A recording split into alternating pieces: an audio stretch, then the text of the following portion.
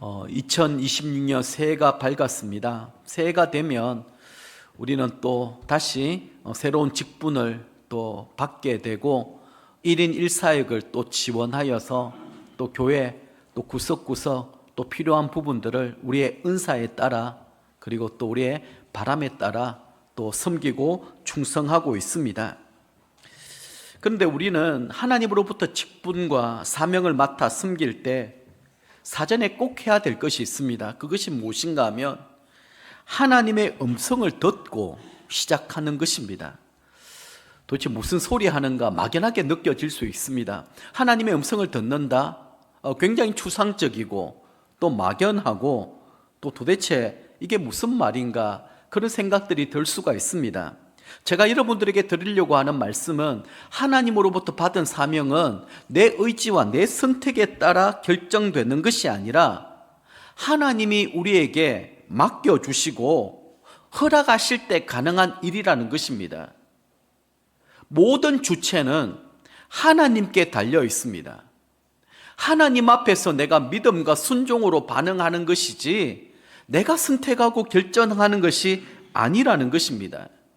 그래서 올 한 해 동안에는 특별히 우리 모두가 하나님 앞에서 주신 직분, 사명을 한번 확인하는 시간들이 되면 참 좋겠습니다. 이 일은 목회자인 저에게만 해당되는 것은 아닙니다. 목장을 책임지고 목양하고 계시는 목자 목녀님들 뿐만이 아니라 예수님을 나의 주 나의 하나님으로 영접하고 믿는 모든 사람들이 하나님의 음성을 들어야 되고 또 들을 수 있다라는 말입니다. 예수님을 나의 주님으로 영접했다라고 하는 이 사실은 내가 예수님의 종이 되기로 스스로 결단했다라는 말입니다. 여러분, 우리가 주님이라고 부르지 않습니까? 하나님을 그 주님이라고 하는 그 표현에는 나는 주님의 종입니다, 그런 의지와 결단도 함께 담겨 있는 것입니다. 그런데 문제는 종이 주님의 음성을 제대로 듣지 못한다라면 종노릇을 할 수가 없는 거예요. 예를 들어 보겠습니다. 나름대로 열심히 분주하고 바쁘게 막 살아가요. 그런데 자기 열심이고 자기 의지입니다. 주인은 원하는 게 그거 아니에요. 주인의 말에는 관심이 없고 오직 나의 열정, 나의 의지, 나의 선택과 결정에 따라 움직인다고 한다면 그 종은 참된 종이 아닙니다. 신실하고 충성된 종이라고 말할 수도 없고요. 그래서 요한복음 10장 27절 말씀 보면 예수님이 우리에게 이렇게 말씀하셨어요. 양은 내 음성을 들으며 나는 그들을 알며 그들은 나를 따르느니라. 너무 중요한 말씀인데요. 자, 하나님을 목자로 여기고 있는 양들은 하나님의 음성을 듣는다라는 거예요. 근데 하나님의 음성을 듣지 않고 자기 마음대로 살아가는 사람들은 어떤 사람일까요? 하나님을 목자로 여기지 않는 사람들입니다. 양들은 어떤 기질이 있느냐? 각기 제 길로 갑니다. 아주 무지하고 고집이 셉니다. 그게 양이에요. 그런데 양이 목자의 음성을 들어야지만 살 수 있습니다. 제가 지난 송구 영신 예배 때 함께 나눠드린 말씀이기도 합니다만 하나님은 우리의 목자가 되셔서 우리의 걸음을 친히 인도하세요. 푸른 초장과 쉴만한 물가일 뿐만 아니라 때로는 사망의 음침한 골짜기를 통과하여 지나갈 때도 있는 것입니다. 그 위험천만한 때에 우리는 목자의 음성을 들어야지만 따라갈 수가 있는 거예요. 그걸 듣지 않고 내 고집대로 내 생각대로 내 판단대로 하다가는 큰 위기와 어려움을 겪을 수 있다라는 말이죠. 그래서 양은 내 음성을 들으며 나는 그들을 알고 그들은 나를 따른다. 이 말씀은 정말 우리 가슴에 새겨놓고 신앙생활해야 됩니다. 다시 말해서 나는 목자 대신 하나님의 음성을 듣고 순종으로 반응하고 있느냐? 그리고 하나님은 나를 어떻게 기억하고 계실까? 그리고 양은 목자를 따라간다고 하는데 나는 도대체 누구를 따라가고 있을까? 나는 목자 되시는 하나님의 뜻과 그리고 하나님의 인도하심을 온전히 받으며 살아가고 있는가? 그것을 우리가 생각하면서 한번 2026년 한 해를 새롭게 결단하고 새롭게 헌신하는 그런 한 해가 되면 참 좋겠습니다. 아마 하나님의 음성을 듣는다라고 할 때 어떤 분들은 또 이렇게 생각할지도 모르겠습니다. 아니, 하나님의 뜻을 발견하는데 성경만 있으면 되었지 꼭 하나님 음성까지 들어야 하는가?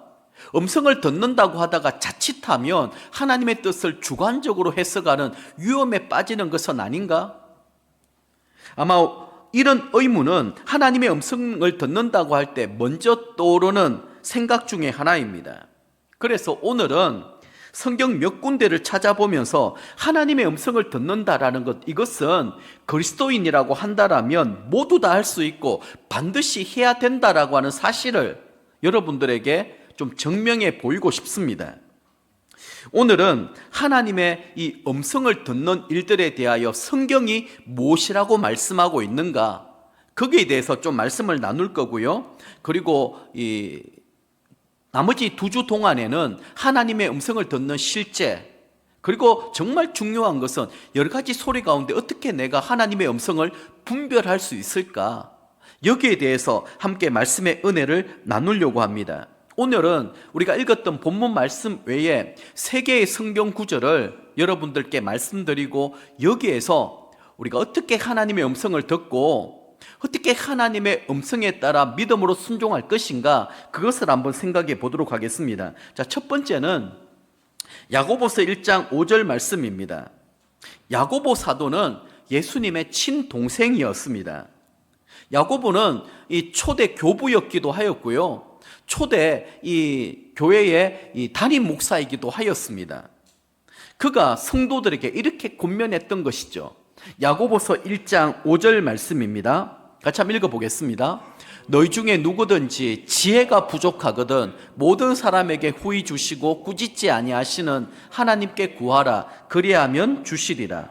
아멘. 자, 여기 지혜라고 표현을 하고 있습니다. 지혜는 지식하고는 좀 다릅니다. 지식은 의식 가운데 축적되는 정보, 이것을 의미한다고 한다면, 지혜는 어려운 환경이나 어떤 문제를 해결할 때 필요한 삶의 도구라고 그렇게 말할 수 있을 것입니다. 야고보 사도가 이 편지를 쓸 당시에는 현재 우리가 가지고 있는 이 성경이 없을 때였습니다. 신약 성경이 완성되지 않았던 때였죠. 당시 기독교 신자들도 구약 성경인 율법만 가지고 있었을 뿐이었습니다. 그럼 신약 성경은 언제 기록되었느냐? 예수님이 돌아가신 후 25년부터 60년 사이입니다. 주후 한 55년부터 90년 그 사이에 성경이 기록되었다라는 것이죠.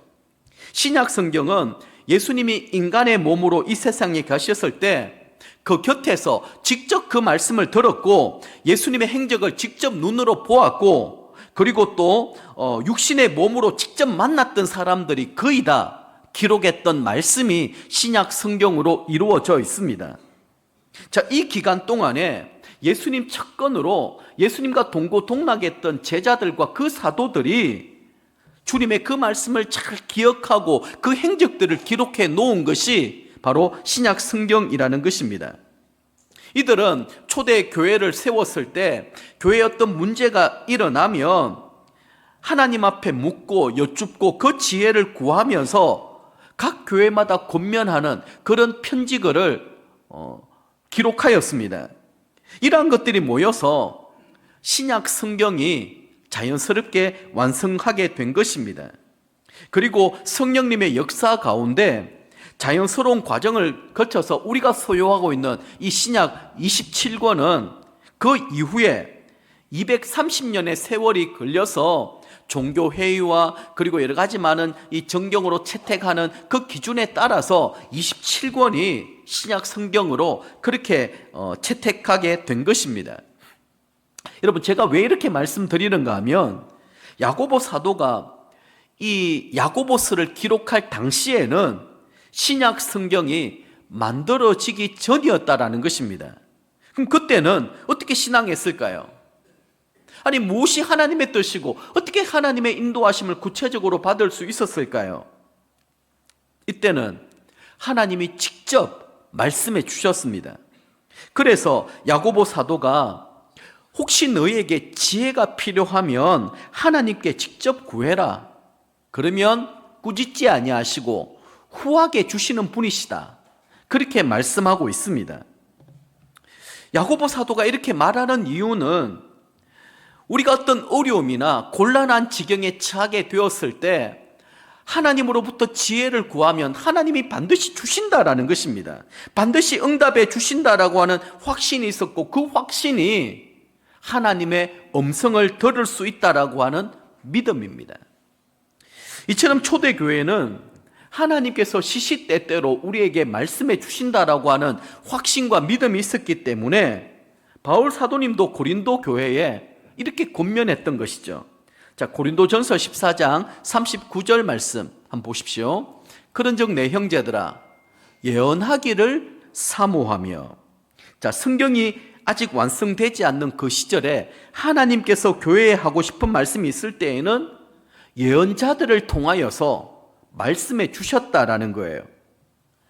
우리 하나님은 초대교회 때도 이렇게 말씀하셨고 지금도 한결같이 우리에게 하나님의 음성을 들려주시는 분이십니다. 우리 하나님은 2000년 전에만 말씀하셨고 지금은 침묵하고 계시는 분이 절대로 아닙니다. 그래서 우리는 인생에 험하고 어려운 일들을 겪을 때마다, 다시 말해서 지금 내가 사망의 음침한 골짜기를 다니는 동안에 목자의 음성에 귀를 기울여야지만 안전하고 가장 복된 길로 우리는 인도함을 받을 수 있다라는 것입니다. 그래서 우리 야고보서 말씀을 통해서 하나님께 지혜를 구하는 법을 배워야 됩니다. 그 지혜를 통하여서 우리는 어떤 문제를 선택하고 결정하는 이런 연습과 훈련이 우리에게 많이 필요하다라는 것이죠. 자, 두 번째는 마가복음 13장 11절 말씀입니다.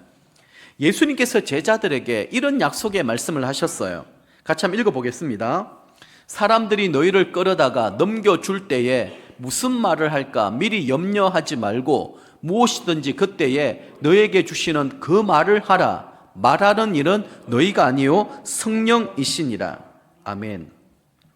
자, 예수님께서 제자들에게 그렇게 말씀하셨습니다. 앞으로 너희들이 내 이름으로 핍박을 받게 될 것이고 내 이름으로 체포되어서 왕과 관원들, 고관들 앞에서 재판받게 될 것인데 두려워하거나 염려하지 말아라.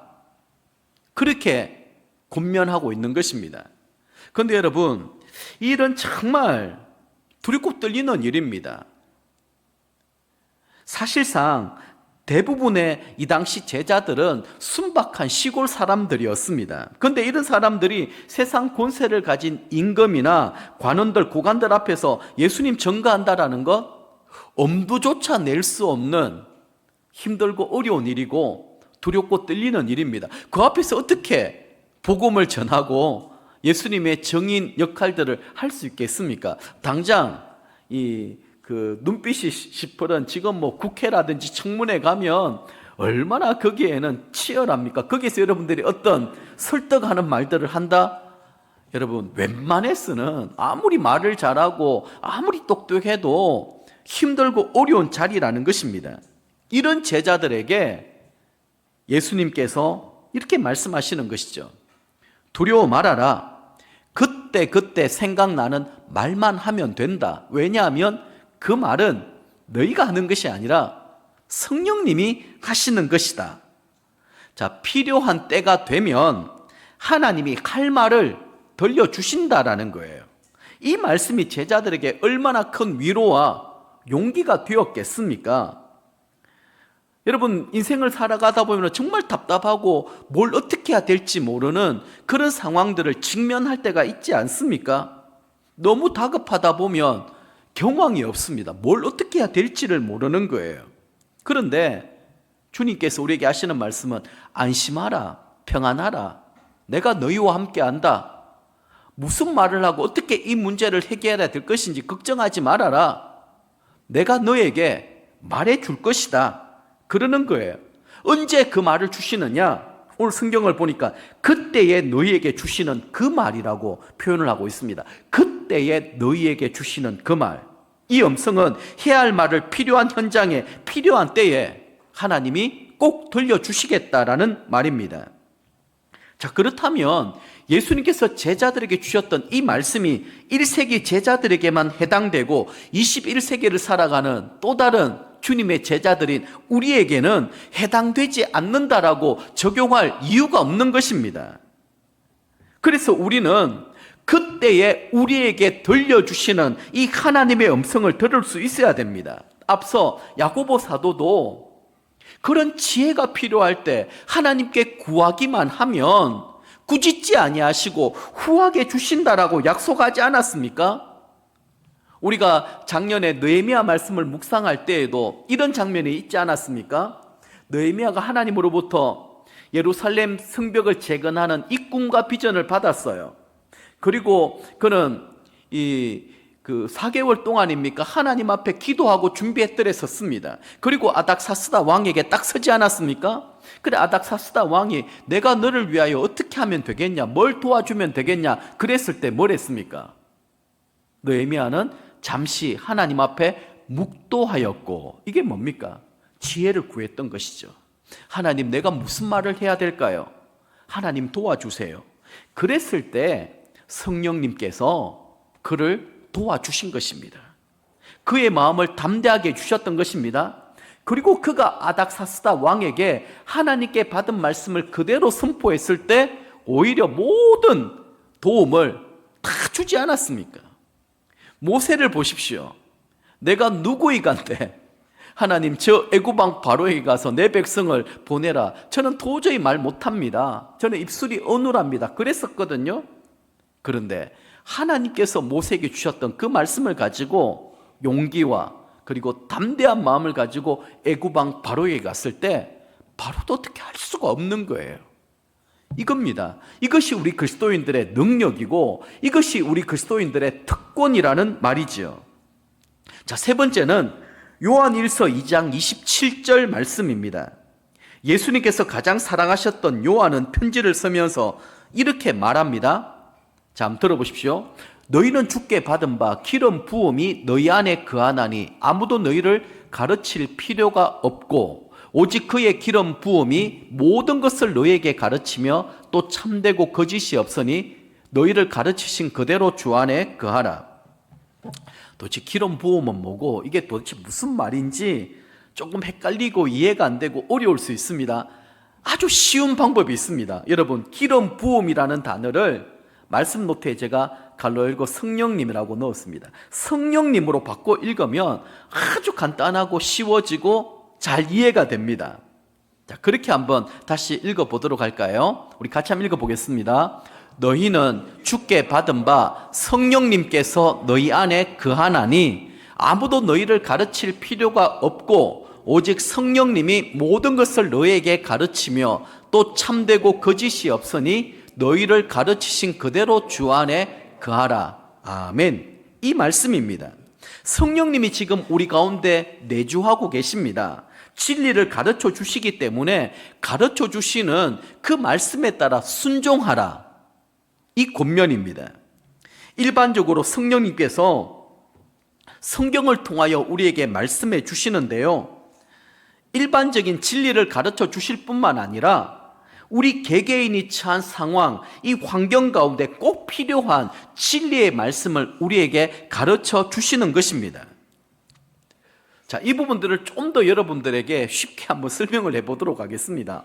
어떤 분들은 구약과 신약의 차이를 율법과 은혜로 이렇게 설명을 합니다. 맞는 말이죠. 어떤 분들은 그런데 이 부분을 좀 잘못 해석해서 이 구약에는 율법 시대였기 때문에 하나님은 심판하시는 하나님, 하나님은 크고 두려우신 하나님, 늘 이렇게 받아들입니다. 근데 신약에 와서는 이제 예수님의 그 십자가의 보혈로 모든 죄가 사해졌기 때문에 이제는 우리가 자유하게 되었다. 우리 마음대로 살아야 된다. 그래서 그 자유가 방종이 되어버린 것입니다. 그게 내 스스로 선택하고 결정하면 되는 거야. 이제 누구에게 간섭받을 필요도 없어. 이것은 정말 성경을 제대로 알지 못하는 사람들이 하는 말입니다.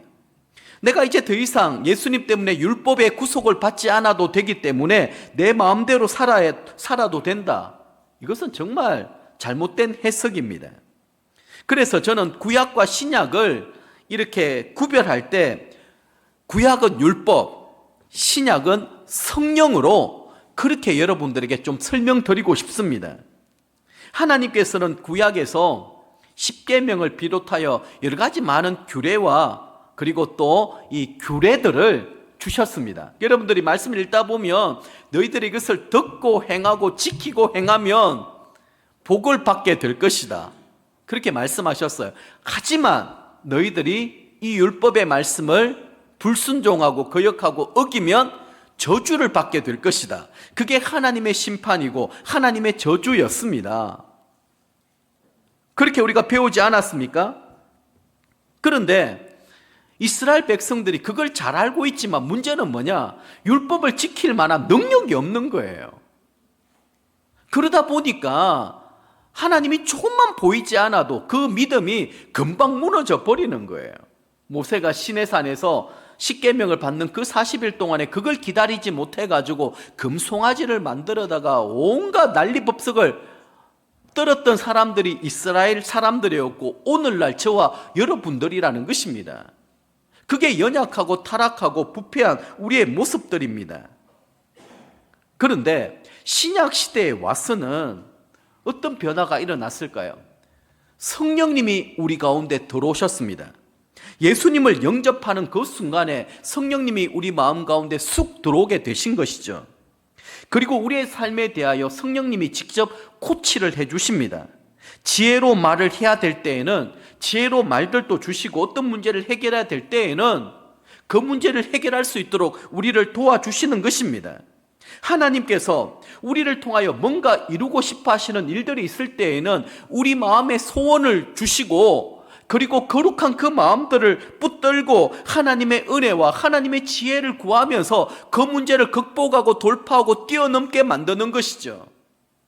그런 경험들이 많지 않습니까? 하나님께 엎드리고 하나님께 맡겼더니 하나님께서 모든 것을 합력하여 선을 이루어 주셨다라는 거예요. 예수님이 이 세상에 오셔서 율법을 폐하셨다. 이 의미는 이제는 성령님이 우리 안에 내주하셔서 일일이 모든 것을 다 가르쳐 주시기 때문에 더 이상 율법이 필요 없게 되었다라는 것입니다. 그래서 마태복음 5장 20절 말씀 보면 예수님이 또 이렇게 말씀하셨어요. 내가 너희에게 이르노니 너희 의가 서기관과 바리새인보다 더 낫지 못하면 뭐라고요? 결코 천국에 들어가지 못하리라. 이 말씀은 무슨 말씀인가 하면 바리새인과 서기관들이 철저하게 구약의 율법을 지키려고 노력했지만 결과는 뭐냐? 외식하는 사람들, 가식적인 사람들, 이런 사람들로 전락할 수밖에 없었던 거예요. 왜냐하면 이 평토장한 무덤, 회칠한 무덤 이런 표현을 예수님 쓰셨습니다. 그게 뭐냐? 겉으로는 번지르하고 경건해 보이고 거룩하게 보이지만 그 속은 썩어서 냄새가 나는 거예요. 타락하고 부패해져 있는 거예요. 얼마나 위선적인지 모릅니다. 이게 우리 인간의 모습이라는 거예요. 그런데 이제 우리 안에 누가 계신다고요? 성령님이 계시면서 우리 성령님이 하시는 일은 뭐냐? 말할 수 없는 탄식으로 우리를 위하여 기도하시고 우리의 연약함을 도와주시는 분이시다. 그렇게 말씀하셨습니다. 우리가 어떤 어려움이 있을 때, 어떤 고난을 당할 때에는 성령님은 말할 수 없는 탄식으로 같이 아파하고 같이 고통을 겪으면서 우리를 응원하고 격려하고 우리를 일으켜 주시는 것입니다. 그래서 고난 가운데 성령님의 그 속삭이는 음성, 위로와 격려의 음성을 우리는 들을 수 있어야 됩니다. 그러면서 우리의 갈 길을 인도하여 주시고 또 우리가 어떤 위험으로부터 대적들로부터 보호해 주실 뿐만 아니라 시시때때로 지혜를 주셔서 그 어려움을 그 위기를 잘 넘어가도록 하시는 것입니다. 그렇기 때문에 우리는 유치한 율법에 이제 더 이상 얽매일 필요가 없다라는 거예요. 성령님이 우리 안에 들어와셔서 하나님의 뜻대로 살고 싶은 마음도 주셨습니다. 그렇게 살 수 있는 능력도 공급해 주셨기 때문입니다. 더 이상 율법의 매임이나 지배를 받을 필요가 없게 된 것입니다. 빌립보서 2장 13절 말씀입니다. 같이 읽어볼게요. 너희 안에서 행하시는 이는 하나님이시니 자기의 기쁘신 뜻을 위하여 너희에게 소원을 두고 행하게 하시나니. 아멘. 하나님이 하시는 일들이 이겁니다. 하나님은 우리의 기쁘신 그 뜻을 위하여, 하나님의 기쁘신 그 뜻을 위하여 우리 마음에 소원을 두고 행하신다라는 그 소원, 그 열망이 뭐냐? 성령님이 주시는 마음이에요. 우리가 기도하다 보면, 또 우리가 인생을 살아가다 보면 이런 마음들이 들 때가 있습니다. 우리에게 들려오는 소리, 외부에서 들려오는 소리는 4가지 음성이 있다고 했습니다. 다른 사람의 이야기, 중요한 것은 내 자신의 음성, 그리고 3번째는 사단의 음성, 4번째가 하나님의 음성입니다. 그런데 그 중에 내 자신의 음성은 어떤 것이냐? 이기적이에요. 그리고 욕망이 있습니다. 항상 내 중심적이에요. 내 자존심이 먼저입니다. 내가 기쁘고 즐겁고 만족이 돼야 됩니다. 그게 내 속에 일어나는 소리입니다. 그럼 사단의 소리는 뭘까요? 그런 내 자신의 소리를 지지하고 응원하는 소리입니다. 그래, 맞아. 우습게 한다니까 너를 지금 무시하고 있는 거야. 참고 있으면 안 되지. 그러면 버릇 나빠져. 한번 분명히 너가 어떤 인간이라는 사실을 보여줘야 돼. 그러면서 막 쏘아 붙이지 않습니까? 네. 나를 무시하면 견디지 못하는, 마귀 사단은 계속 충동질을 시켜요. 우리를 자극합니다. 그게 뭐냐? 내 속에 내 자존심, 내 자랑, 그죠? 이런 것들을 충동시키는 게 마귀 사단이 하는 거예요. 그러면서 어떻게 합니까? 결국 결과는 관계를 깨어지게 만들어요. 끊임없이 의심을 불어일으킵니다. 오해하게 만듭니다. 여러분, 에덴 동산에서 보십시오. 하나님은 분명히 하나님의 말씀으로 선악을 알게 하는 그 과실의 열매를 따먹으면 죽는다라고 했어요. 근데 말을 싹 바꿔서 죽을까 하노라. 안 죽을 수도 있다 이 말이에요. 말을 그렇게 바꾸는 게 사단이 하는 것입니다. 그리고 괜한 사람에게, 저 사람은 아무런 그런 것도 없는데 어떤 얘기를 들었을 때 계속 의심합니다. 오해합니다. 어떤 저의가 있을 거야. 그럴 때가 있지 않습니까? 나는 어떤 사람에게 어떤 속상한 얘기를 들어가 밤새 잠을 못 잤어요. 자존심이 상해서, 너무 속상해서. 그래서 그 다음에 너무 화가 나가지고 따져보는데 별 의도가 없어요. 그냥 무심코 했던 말이에요. 그래요? 나는 그런 의도가 아니었는데 그렇게 들었다면 정말 죄송합니다. 내가 경솔했네요. 그럼 밤새도록 고민했던 나는 뭐가 되는 거예요? 그게 뭘까요? 사단이 계속 충동질을 시켰던 거예요. 의심하고 오해하게 만드는, 그걸 여러분들이 분별할 수 있어야 된다는 것입니다. 그럼 하나님의 음성은 뭐냐? 내 마음에 거룩한 소원을 두고 행하기를 기뻐하신다라는 거예요. 자, 그런 소리가 있었을 때 혼란스럽고 복잡하고 막 미워하고 따지고 싶고 내 자존심을 세우고 싶고 이럴 때마다 하나님에게 주시는 속삭이는 음성이 있어요. 괜찮아. 나는 너를 믿고 있잖아. 너 아픔, 너 슬픔, 너 억울함, 너 눈물 내가 다 보고 있어. 너도 내가 걸어갔던 십자가의 길, 그 길을 걷고 있구나. 고맙다. 고맙다. 너 정말 내 제자야. 그런 따뜻한 음성이 들려져요. 너도 내가 걸어가는 그 걸음을 걸어가고 있구나. 그렇지. 내 제자가 되는 사람들은 자기를 부인하고 자기 십자가를 지는 사람인데 너 참 잘했다. 조금 더 참아보렴. 내가 다 알고 있잖아. 그럼 그 앞에서 눈물 콧물 다 흘리면서 주님 제 마음 아시죠? 주님 제 마음을 위로해 주십시오. 그럼 그렇게 밉고 그렇게 싫고 그랬던 사람이 용서가 되기 시작해요. 그럼 이게 하나님의 음성을 듣고 순종한다라는 것입니다. 이제 오늘 본문인 계시록 3장 20절 말씀을 한번 보겠습니다. 같이 한번 읽어보겠습니다. 볼지어다 내가 문 밖에 서서 두드리노니 누구든지 내 음성을 듣고 문을 열면 내가 그에게로 들어가 그와 더불어 먹고 그는 나와 더불어 먹으리라. 아멘. 잘 보십시오. 자, 주님은 우리 문 밖에 서서 문을 두드리고 계세요. 이 말은 뭐냐? 내가 주님을 영접하는 것보다 주님이 내 마음에 너무 들어오고 싶어 하신다라는 거예요. 우리를 다스리고 싶고 우리를 도와주고 싶어 하세요. 우리가 정말 힘들고 어렵고 공허하고 외롭고 두려운 그런 삶의 형편 가운데 있을 때 주님이 도와주고 싶어서 문 좀 열어줄 수 없겠니? 그러고 계시는 거예요. 그런데 보십시오. 누구든지입니다. 특별한 사람이 아닙니다. 신앙생활 오래 했던 사람 아닙니다. 이 목사나 장로 정도 수준이 아닙니다. 누구든지 내 음성을 듣고 문을 열면이라고 되어 있습니다. 누구든지 주님의 음성을 들을 수 있다라는 말입니다. 특별한 사람만이 주님의 음성을 듣는 것이 아닙니다. 문 여는 것은 너무 쉽고 간단한 일들입니다. 주님, 저는 주님의 도우심이 필요합니다. 저는 주님의 은혜가 필요합니다. 주님, 저 좀 도와주십시오. 문을 열면 주님이 들어오시겠다라는 거예요. 자, 저기에 보면 더불어 먹고라고 되어 있죠. 이것은 함께 생활한다 이런 의미입니다. 한 공간에서 더불어 함께 먹는 사람을 두고 우리는 식구라고 부르지 않습니까? 손님으로 잠시 왔다 가시는 게 아니에요. 한번 들어오시면 성령님은 언제까지?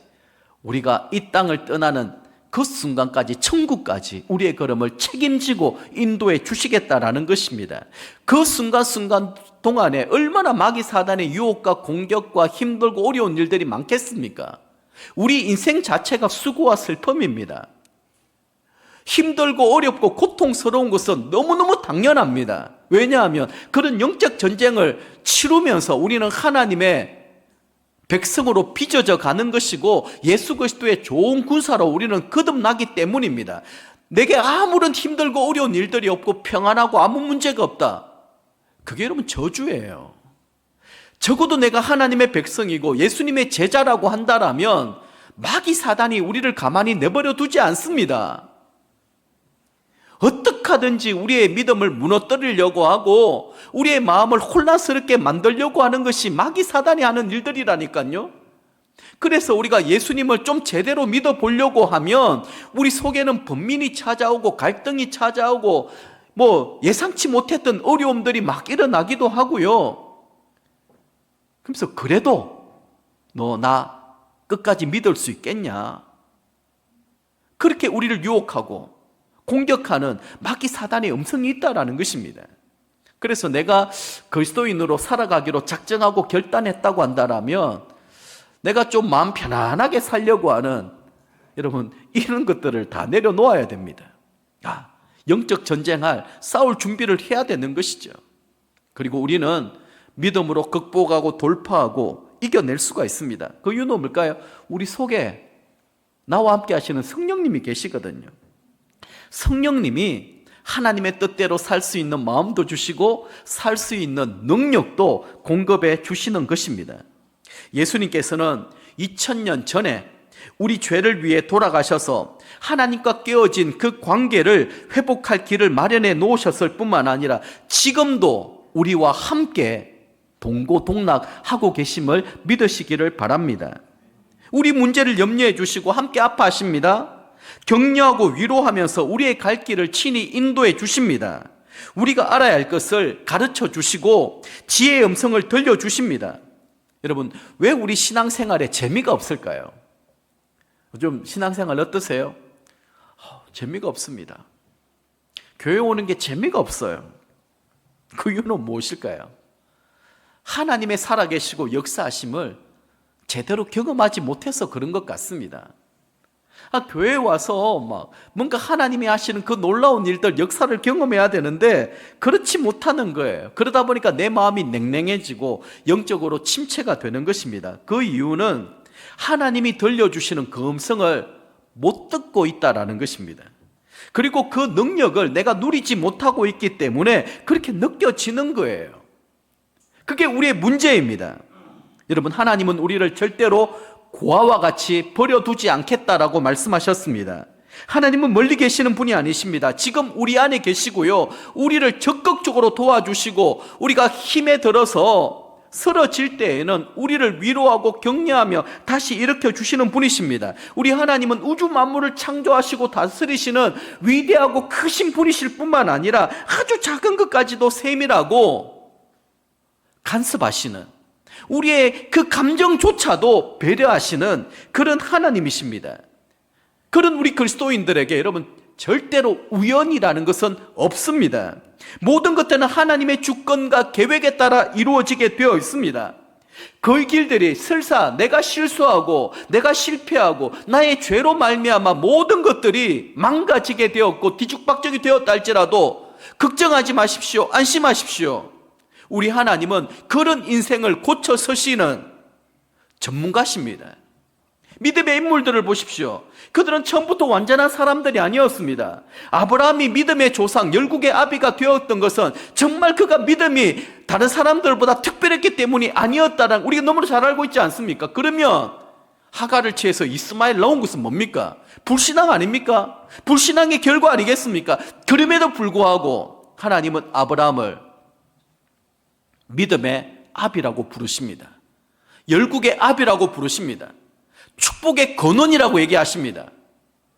넘어지고 실패하고 깨어졌다 할지라도 말씀 붙들고 믿음으로 다시 일어서기만 하면 되는 것이죠. 여러분, 실패와 그리고 좌절을 두려워하지 마십시오.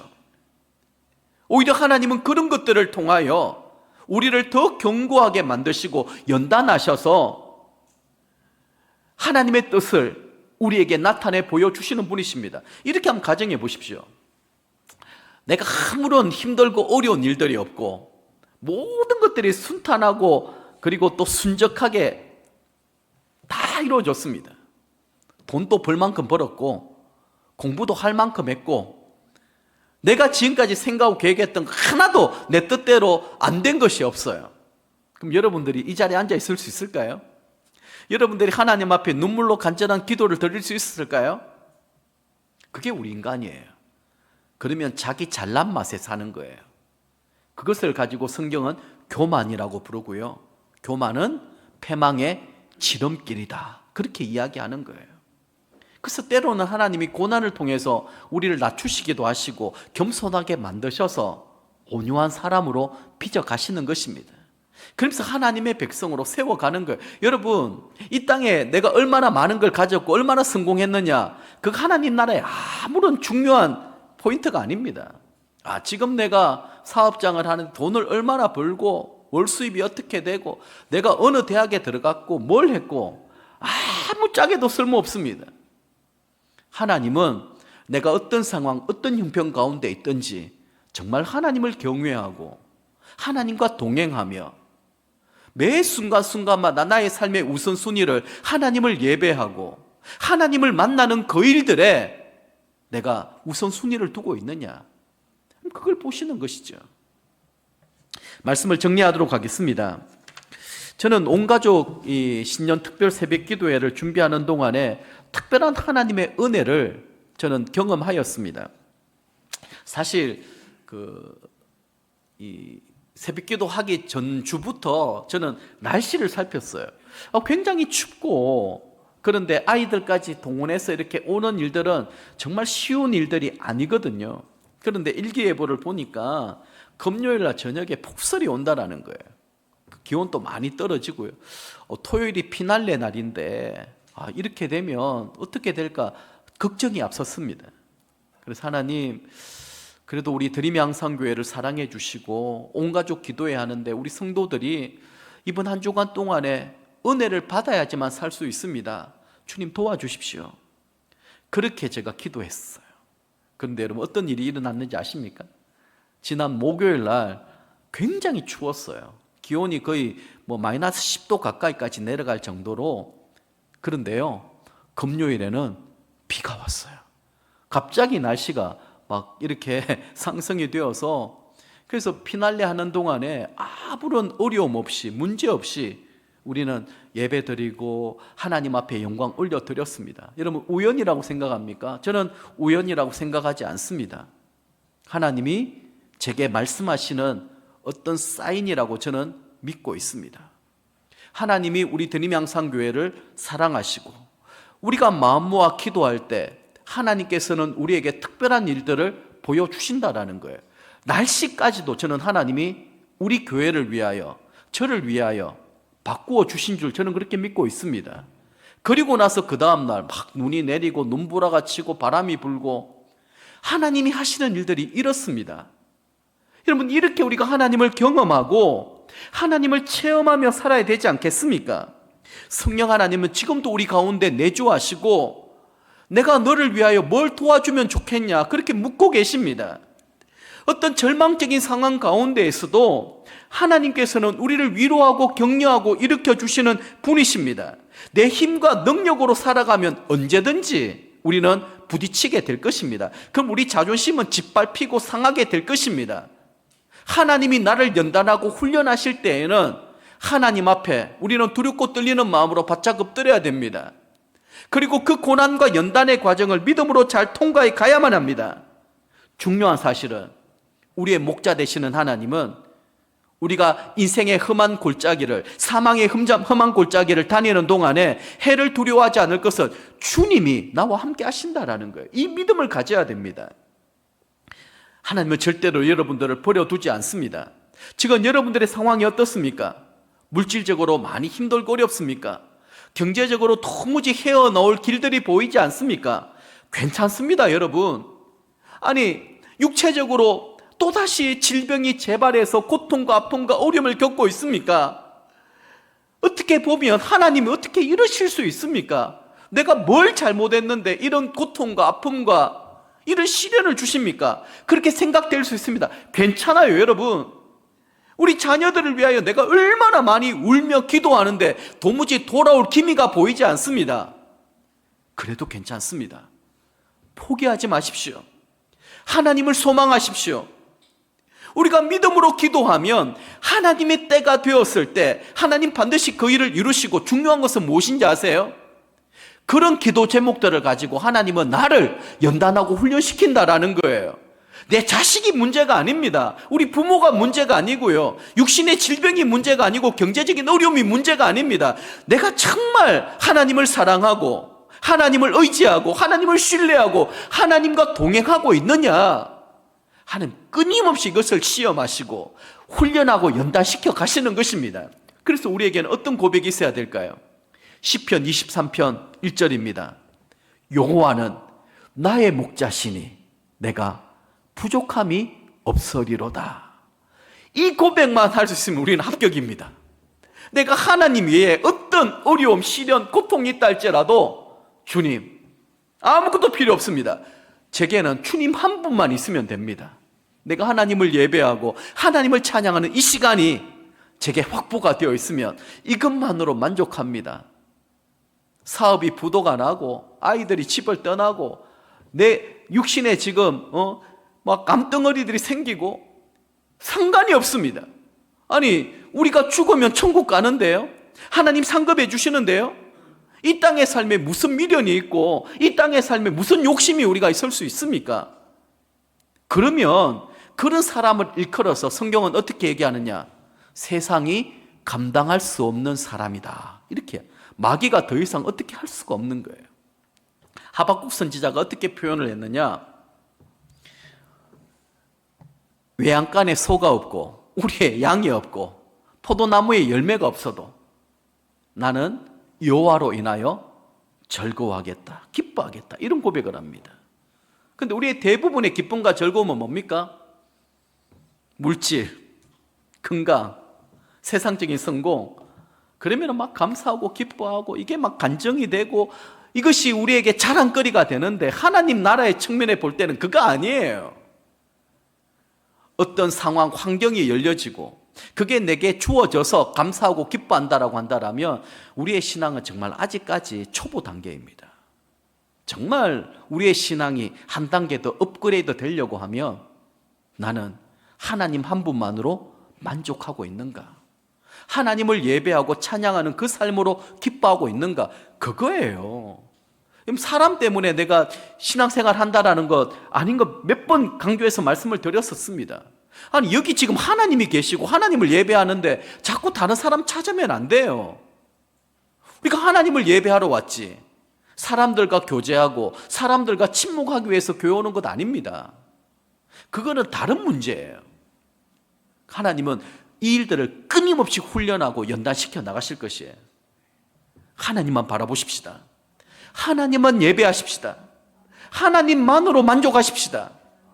그리고 하나님의 기쁨과 즐거움이 되십시다. 그러려고 하면 하나님의 음성에 귀를 기울여야 됩니다. 혹시 여러 가지 바쁜 사정들 때문에 온가족 기도에 여러분 현장에 참석하지 못하신 분들은 온라인으로 이렇게 6번의 강의가 다 들어가 있습니다. 제가 아주 심혈을 기울여서 PPT를 다 만들어서 띄웠기 때문에 그걸 보면 여러분들이 이해가 잘 되실 겁니다. 네, 보시고 여러분들이 정말 하나님의 음성을 듣고 하나님 음성 듣는 즐거움과 기쁨을 누리며 그렇게 승리의 삶을 함께 살아갈 수 있기를 저는 간절히 축복합니다. 그런 마음으로 2026년 힘차게 새롭게 시작하는 저와 여러분들 되실 수 있기를 주님의 이름으로 간절히 축복합니다. 주신 말씀을 붙들고 우리 하나님의 음성을 이 찬양 드리고 한번 기도하겠습니다.